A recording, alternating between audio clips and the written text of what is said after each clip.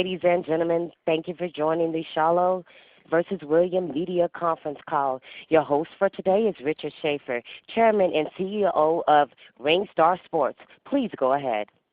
Thank you very much, and thank you to all the media to be on today's call.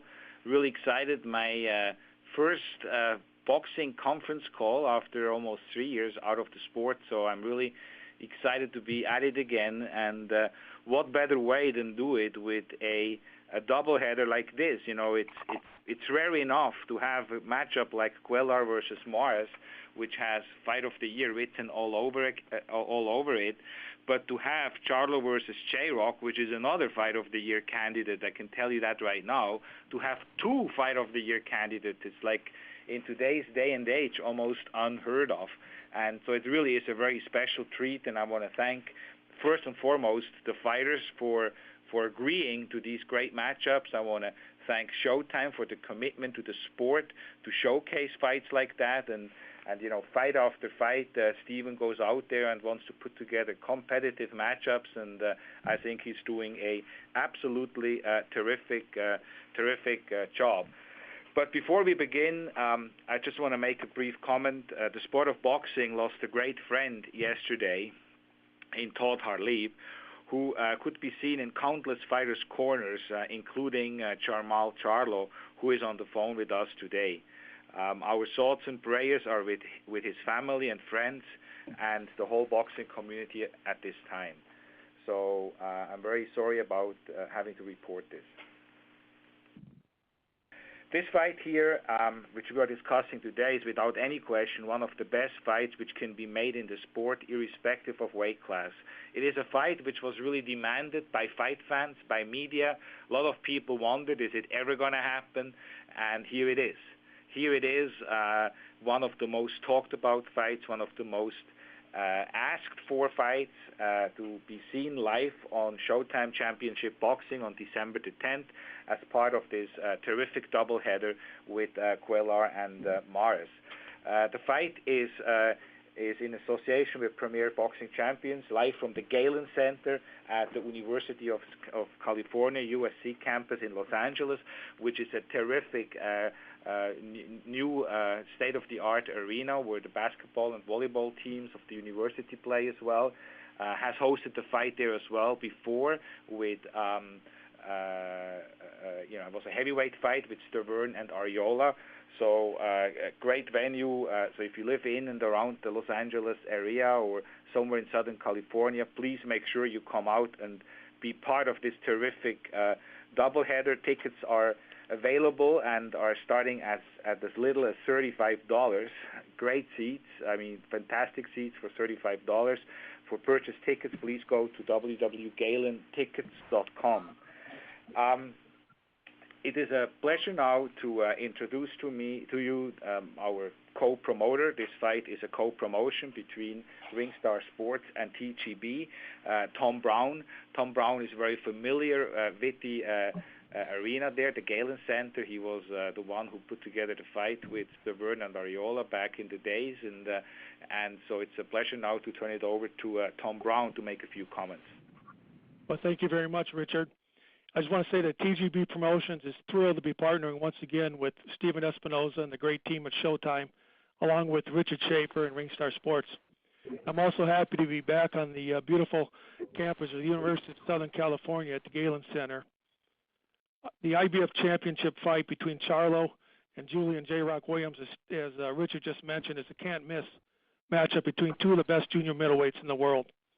So this, along with the main event, the WBA featherweight championship fight between Cuellar and Mares, makes it a can't-miss night. And like Richard said, two possible Fight of the Year candidate fights. Richard and I are working on putting together an action-packed undercard, which will be announced very soon. So we're looking forward to a great night on December 10th at a great venue with even greater fights. Thank you very much. Thank you very much, Tom. Now, the next man I'm going to introduce is a good friend of mine. We've known each other for a long time, and we put together some of the biggest fights, in the past. Back in 2013, when we were on fire, everybody recognized Showtime as the leader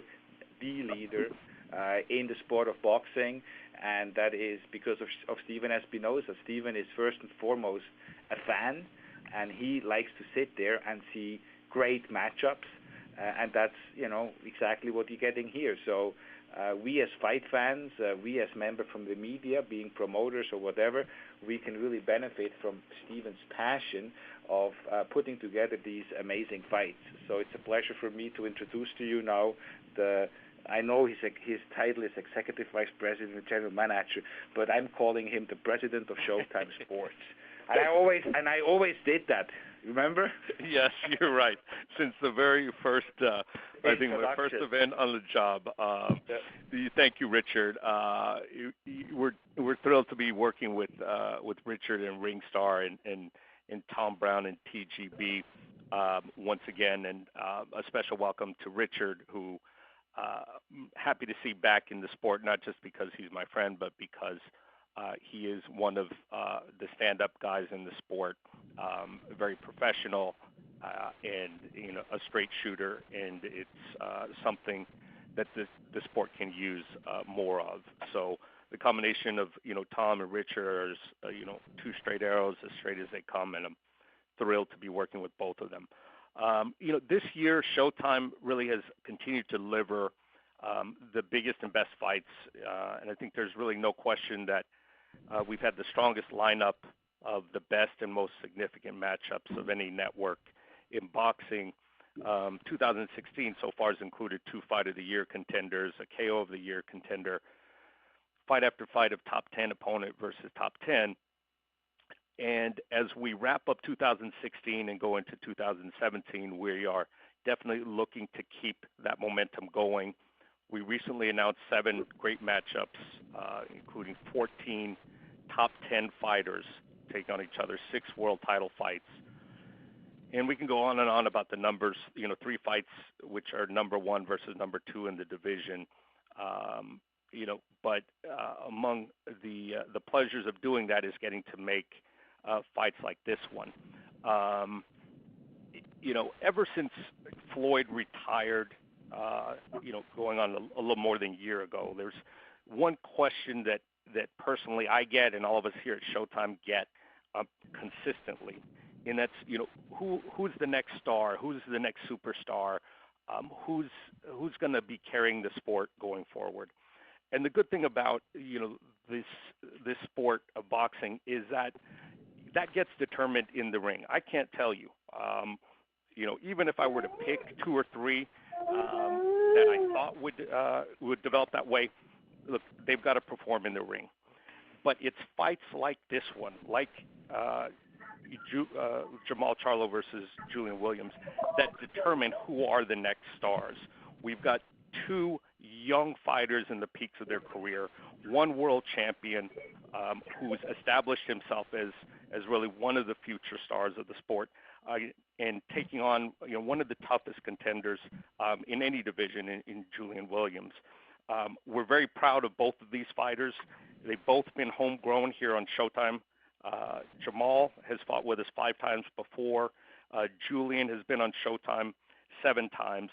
So we're proud that both of the role that Showtime has played in both of their careers. But more importantly, we're proud that these guys stepped up to take this kind of fight. Jermall Charlo is seen as one of the most exciting young champions in the sport. He's defended that title successfully, built a fan base in his hometown of Houston, and really looks to really take over the division and elevate to the star echelon of the sport. Julian Williams has been a guy that people have quietly identified as one of the rising stars for quite some time. I know he's been patiently waiting, and sometimes not so patiently waiting for his shot, and so I know he'll be ready. I think it's somewhat fitting that this fight is taking place on December 10th, a week before the very legendary Philadelphia world champion Bernard Hopkins retires. Philly fighters are a long tradition, and it takes a lot of work and a special kind of individual to be called a Philly fighter. Just fighting in Philly doesn't make you a Philly fighter. and I know Julian is poised to carry that title of Philly fighter very proudly and actively for many years to come.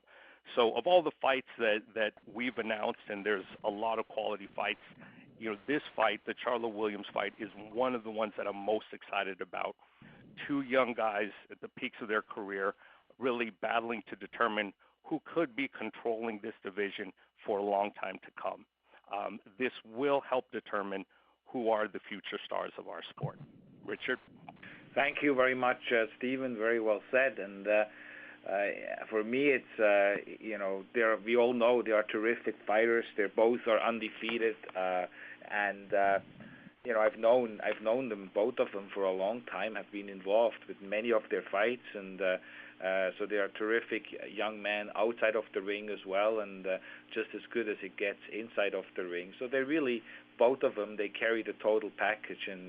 And you're right, Stephen. He has patiently and sometimes not so patiently been waiting. It is a pleasure for me now to introduce to you Julian Williams, who is trained by Stephen Edwards.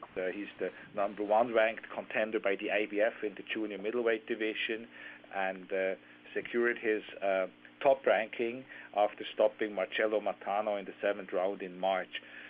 The undefeated with a record of 22-0 and 14 knockouts, Julian Williams. Hey, how's everybody doing? First, I want to send my thoughts and prayers out to Todd Harlow's family, man. Todd was a really great guy, man. Even better, he was a great cut man, even better guy, and I consider him as a friend. You know what I mean? I think it's a sad day in boxing right now. So just want to do that first of all. Thank you.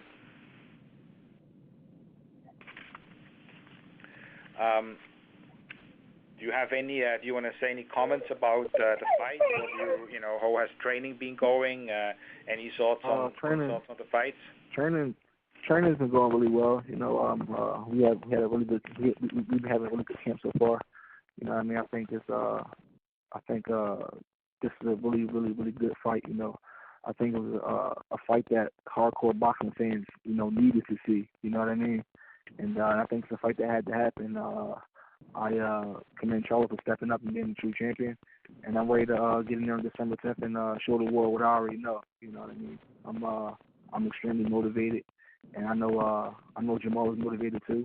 So I think you guys are going to see a real shootout, man. You know what I mean? He's got all the tools and skills, and I got all the tools and skills, and we're going to see who can come out on top on December 10th. And I'm 100% sure it'll be me. Oh, thank you, J-Rock.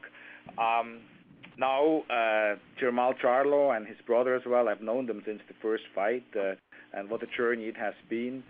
Today he is the undefeated IBF junior middleweight world champion. He's training with Ronnie Shields, one of the most legendary trainers out of Houston, Texas. Won his title by stopping Cornelius Bondrich in the 3rd round last September, and has defended his belt already twice, including a unanimous decision victory over former very, very game world champion Austin Trout in May. And it's a pleasure now for me to introduce to you again somebody I've introduced before many times, the IBF junior middleweight world champion, Jermall Charlo. Thank you, Richard. Like Julian said, Todd was my man, and I just want to give his family and everyone that's close to Todd my prayers and my condolences. But yeah, I hear Julian talk about he's 100% ready and he's 100% sure he's gonna win this fight. But I've heard that before, and I'm ready for this stage. I'm ready for this level. Sorry the fight took so long. It necessarily wasn't up to me. But I think everything happens for a reason, and it's perfect timing. I can't wait to get in there and show the world what I'm actually made of against a guy that's so highly confident about the things that I do. Yep.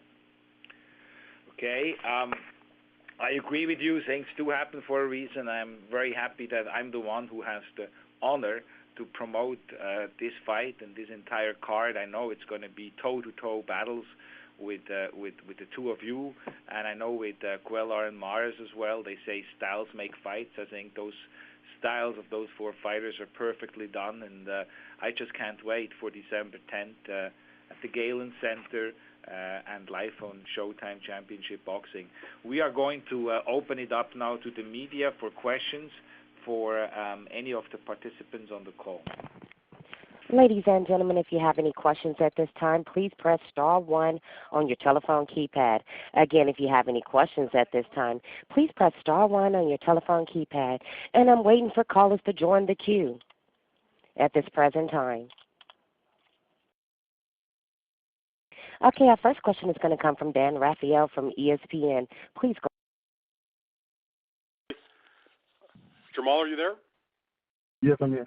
Hey, my question for you is, I know that the fight is now on for December 10th, and I guess at one point the idea would be to take place in October. I know that you had to have a procedure that you did voluntarily on your eye. Can you give me any details about that? What exactly was the issue? Was it just a matter of like you're blind as a bat like I am, or was there something else that was going on there? It wasn't necessarily voluntarily. I pretty much won a world title and all the way up to my career. As far as Las Vegas, and my manager Al Heyman, I was legally blind. I fought the fight. I adjusted myself to be able to fight. Unclear. So now I got the procedure done. The fight was supposed to happen in October, and I wanted it then, but it was, just for me to be able to clear the medicals and, less stress to go ahead and go 2015, and I'm ready now. Like I said, everything happens for a reason, and crystal clear vision is one of the things that can help me make this fight easier. Was it the actual LASIK procedure, or was it something else? Well, I got ASA, something that combative fighters get. Okay.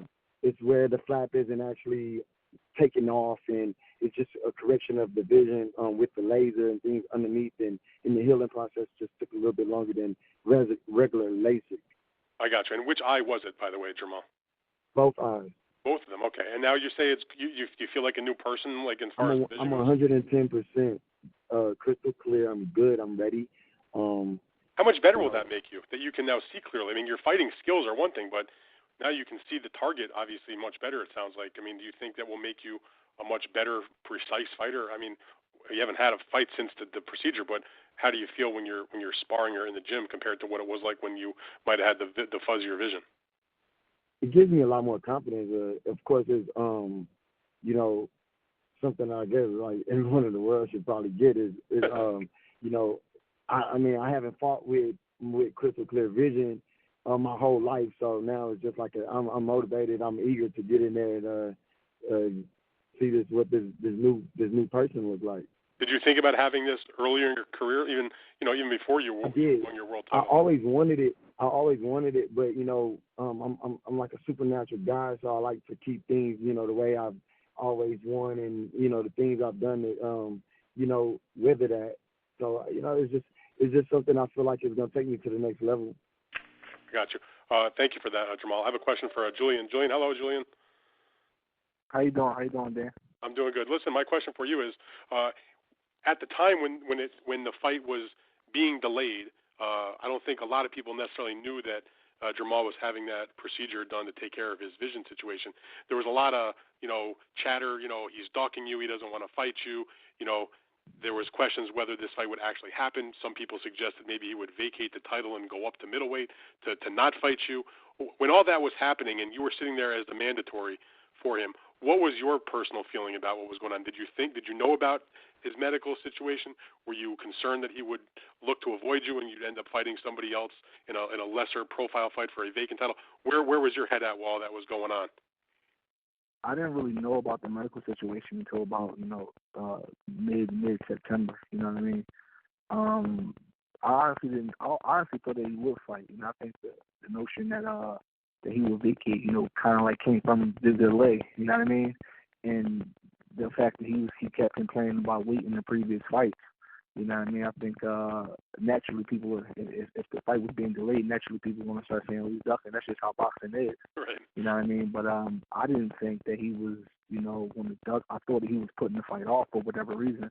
But like I said, at the time, I didn't know what the reason was. All right, now I know you wanted this fight for a long time. Go ahead. Sorry about that. Yeah, definitely. All that is under the bridge. It doesn't even matter no more. The fight is December 10th. You know what I mean? He said he's going to bring his A game. He's got 20/20 vision. I had 20/20 vision my whole life. So, you know what I mean? Now we're even. So there won't be no excuses.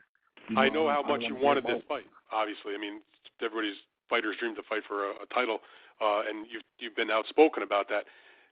When you found out that it was finally done and it was good to go and Showtime was going to announce it and the fight was on, what was your feeling? Was it relief? Was it excitement? How did you feel knowing you're finally getting the opportunity you've waited for quite a while?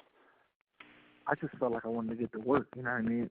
I knew, like I said before, that the whole process just made me practice my patience, you know what I mean? So I wasn't like overly excited because I knew I would fight for the world title in my next fight regardless of who I was fighting. So, you know what I mean? I was more so like, let's get to work. I want to start training camp immediately, you know what I mean? Get myself ready to win. All right, very good. Thank you very much, fellas. Appreciate your time. Good luck to both of you. No problem. Thank you. Our next question is going to come from Mitch Apronson from theringtv.com. Please go ahead. Hey, thanks. Hi, everybody. Had a question for both Jermall and Julian. Jermall, just wondering, your fight is obviously a very big fight, huge in boxing. Was there any frustration that you guys were not in the main event and that you're in the co-feature, or did you kind of understand because Abner Maris is from Southern California that that's the reason why you guys were put in the co-feature? Richard Schaefer is a good promoter. He has a lot of experience in the game. I'm not worried about being the opening or the main event or any of that. Of course, I'm tired of being in second place. I feel like Kevin Durant, but it's just not in the sense of like nothing I can do about it. So yeah, it's whatever. And then Julian, same question for you. Was there any surprise that you guys were put in the co-feature or not the main event? I mean, to be honest with you, I didn't really even think about it, you know what I mean? All I really wanted was a time in the deep and a ring and some gloves so we can get this thing going, you know what I mean? I think everything happened for a reason. Abner Maris is a really good fighter. He's like a 2 or 3 division champion, you know what I mean? He earned his stripes, you know what I mean? So obviously we got more work to do before we can headline the card. So I didn't, and on top of that, I never thought about it. I just was happy that we had a date. Well, Mitch, Mitch, the fact is you're absolutely right. Each one of those events could be a main event, and in any other network would be a main event. Some other networks would probably even make it a pay-per-view. So that's how good this card is. And it could have very easily been Charlo Williams as the main event. If it would have been in Philly, it would have been. If it would have been in Houston, it would have been. It's in LA, in Southern California, so that's why we have Cuellar and Mares. So, this is about creating excitement. It's about the fans and so on. And so, and these are all 4 of those guys are just terrific champions, and that's what they are. Terrific people, and so it doesn't really impact one way or the other. Yeah, and I'll add from the network perspective. I mean, one of the things that we're grateful for in working with fighters like these and promoters like Tom and Richard is, when we want to put together blockbuster events, we don't have those ego problems. Richard's absolutely right. Not every network programs this way, but what we're trying to do, and I mean we as a group of fighters, promoters, managers, is show off the best this sport has to offer. So we're really over-delivering on each card. This clearly could have been a main event in Houston or Philly or anywhere else, but the idea was, this was going to be a slate of A++ level fights, top to bottom, and that requires, the commitment of everybody. And, people realizing not having ego and just realizing that, rising tide lifts all boats. Okay. All right. Thanks, guys. Our next question is going to come from Eddie Goldman from No Holds Barred. Please go ahead. Thank you very much. Hello, everybody. First question for Jermall. When you're taking this fight, you have experience beating some former champions like Bundridge and Trout. What do you think Julian Williams rates as an opponent? Do you think he's your toughest opponent because he's young and undefeated, or where do you think he fits in that all those? We both undefeated, toughest opponent up to date. He's hungry as me. I'm not necessarily worried about any of the things he said to be as hungry as he is to be fighting me. I was that guy too, getting ready to fight K9 and Charles. I was, so, yeah, he's to us to today, yeah, he's my toughest opponent, and I'm ready for it. Right. Can you comment on this? It was mentioned earlier, but it doesn't happen all the time in boxing that you have two undefeated 26-year-old fighters face each other. They usually, you know what happens. They usually showcase fights and opponents. Tell us about taking this fight and why it's important to you. I actually don't know what happened because every fight is a hard fight. Every fight I have to come out and give my best and be on my A game. So, it's a good fight to me. To me, technically, this is the Roy Jones and Bernard Hopkins back in middleweight type of fight. Where we're gonna get down and get dirty, and I'm ready for it. It's just part of our legacy. Is everything that I've wanted. Growing up as a young fighter, young champion, seeing these great fights be broadcast on Showtime, and it's like now it's my turn, and I have to deliver everything that I've always wanted, and that's something I've been waiting for, and just so happened it has to be Julian Williams, and like I said, we both came up the hard route. It wasn't like nothing was easy. I get my hat off to my challenger being one of the best in the world, and then that's kind of what I want to be classified as, like the best fighting the best, and I'm Jermall Charlo. I'm here to stay. And Julian, also, you've been very vocal about this fight. Tell us why you're so confident you're going to be able to win this fight. I'm confident because I believe. Because he's listening to Bread, man. He listening to Bread, man. To think he know everything about me. Like I said, I'm confident because I really believe I'm the best junior middleweight in the world. You know what I mean? I think Jermall is a good fighter. You know what I mean? But he doesn't present nothing I haven't seen before. You know what I mean? He's big, he's strong, he's fast. You know what I mean? I just want to make sure I don't hear no excuses about weight and none of that kind of shit when after I don't have a weight fight. In the best in the world, there's no weight problem. There's no weight problem. Get that shit out your mind. There's no weight problem. Okay. I'm gonna give you everything that I gave everybody else. How about this? Well, stop talking. Don't listen to the critics, bro. I have never had a weight problem. Listen, I'm a winner. Okay. Any other questions? That's it. Yes, our next question is going to come from, ladies and gentlemen, if you have any questions at this time, please press *1 on your telephone keypad. Again, if you have any questions at this time, please press *1 on your telephone keypad. Our next question is going to come from Lem Satterfield from Premier Boxing Champ. Please go ahead. Hey, how are you doing? Hi, Richard. Hey, how are you, Lem? Hey, blessed. I'm blessed. First question is for Jermall. Jermall, first of all, I want to offer my condolences to you on Todd's passing. You had talked about him earlier. Can you elaborate on what he meant to you and the confidence he brought to you as a assistant to Ron Shields? Todd taught me a lot. He meant a lot to me. Also, Ronnie Shields and Todd would sit and just, elaborate about how long they've been around this boxing game and seeing the same things they see him now. And it, Todd meant a lot. Just spoke to him like a couple of days ago because he sent me a few guys to work with, and I knew he had went over to Russia and caught a little bug, but I didn't think it would be nothing that, I just prayed for him and hope he got better. Like I said, it just happened to be something that, I can't control. So I just have to keep fighting and, hope that my next cutman is just as good as Todd. I've even been across the ring and looked at Todd working on another guy, and he came and talked to me and let me know that it was just, it's our business, and Jermall, just stay focused. Don't worry about anything. And I'm just putting this fight in God's hands, and just hoping that I never have to need the urgency to meet Todd again. I spoke to Ronnie.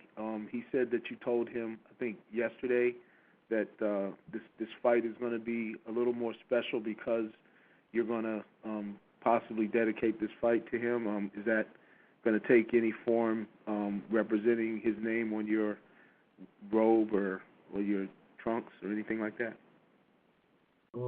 Yes, I'm dedicating this fight to Todd. Let's see, once we map everything out, but I want to keep talking about it. Okay.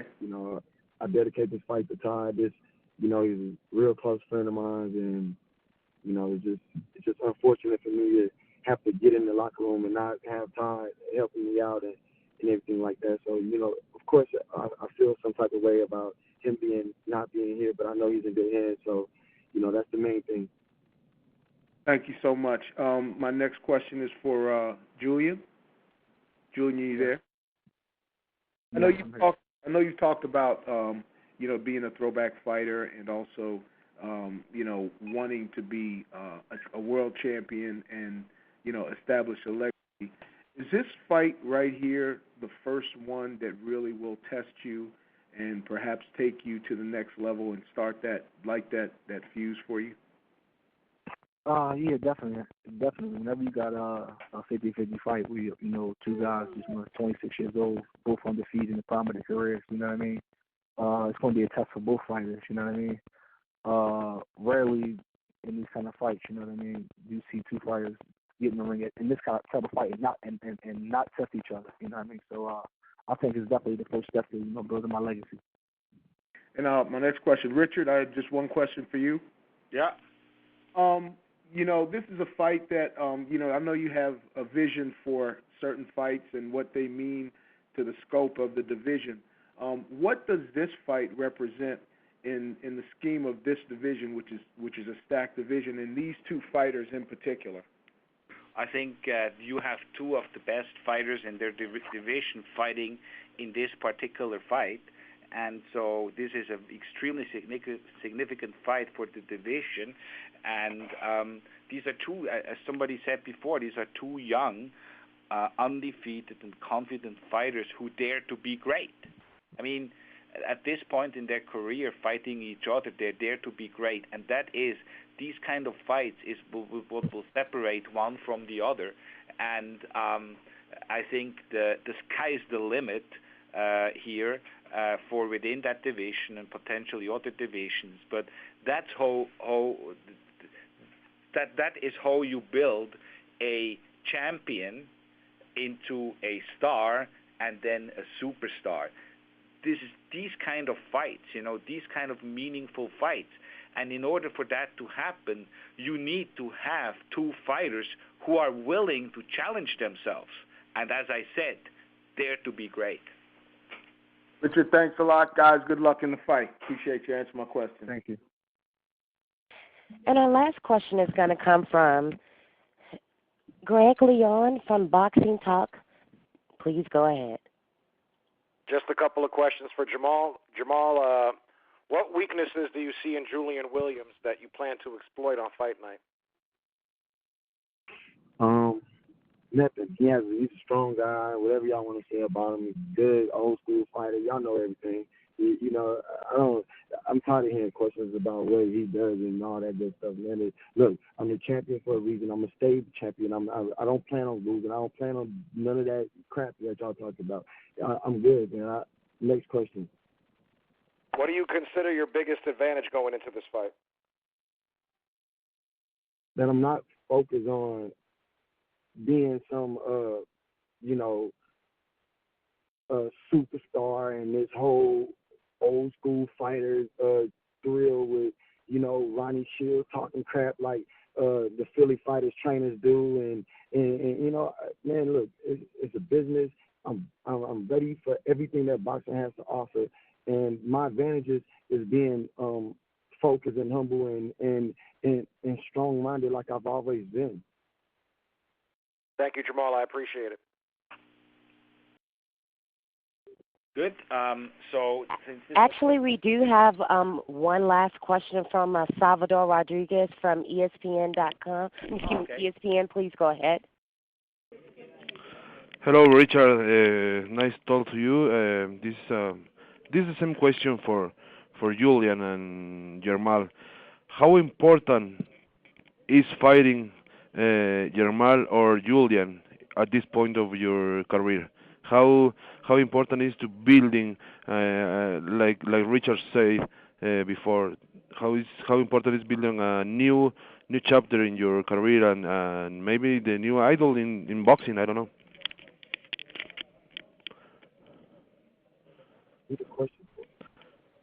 It's to each one. So maybe Julian, do you want to answer that first?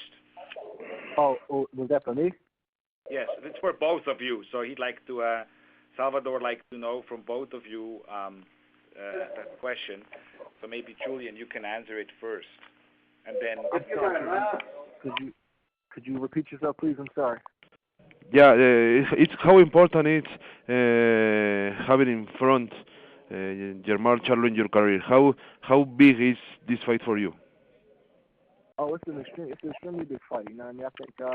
I think whoever wins this fight is going to be considered the best junior middleweight in the world. You know, I think whoever wins the fight will have the most significant win in the junior middleweight division. You know what I mean? I think since Canelo was, is basically said he's not fighting at 154 no more. You know, whoever wins this fight is going to be the king of the division. So I think it's extremely, extremely important. And the same question for you, Jermall, please. Very big fight, very important fight for me. Clinch the division. It's gonna be a good fight, man. I'm ready, man. Just to give everything I have. Like, it's gonna be a good fight for me, and it's gonna be a good fight for Julian both. Like, we both here to win, and we both here to get the fans what they want to see. So it's that time. And finally, thank you. And finally, for Richard and Stephen. Richard, how important was for you and beginning, golden beginning like this for you for Ringstar Sports, and for Stephen, how important was giving us golden closure for Showtime this year with this card, with this tremendous card? Well, from the Showtime perspective, our goal is to provide spectacular fights, every month or more often if we can. Sometimes due to scheduling or injuries or things, and there are some gaps in our schedule. But once we came back, we wanted to end the year strong and really send a message about our commitment to the sport. So with the help of the promoters, the managers, and most importantly the fighters, we're able to put together a slate that is stronger than anything we've seen in recent boxing programming schedule. It really is all without the use of pay-per-view, and it's all top guy versus top guy. It's something that is very special to us. We're very proud of, and we're looking to continue it throughout all of 17. Well, and for me, I think my reputation speaks for itself. I like to put together big events, significant fights, and that's what I've always done.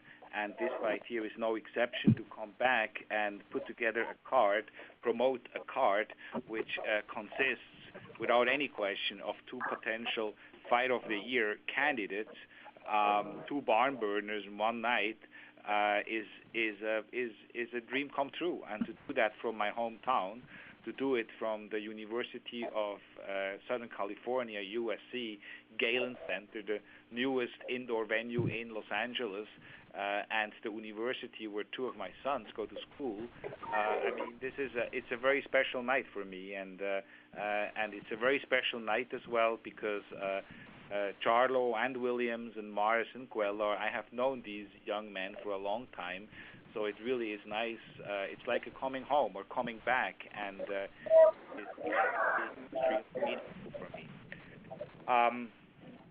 Since this was the last question, I understand. I like to thank you all, but I want to make one comment.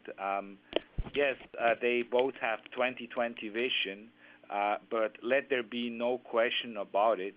The name of this card is 50/50, and you know why it's 50/50, because these two cards are these two fights are 50/50 fights, and so might the better man win that night. As a fan, I'm excited. I can't wait for December 10th.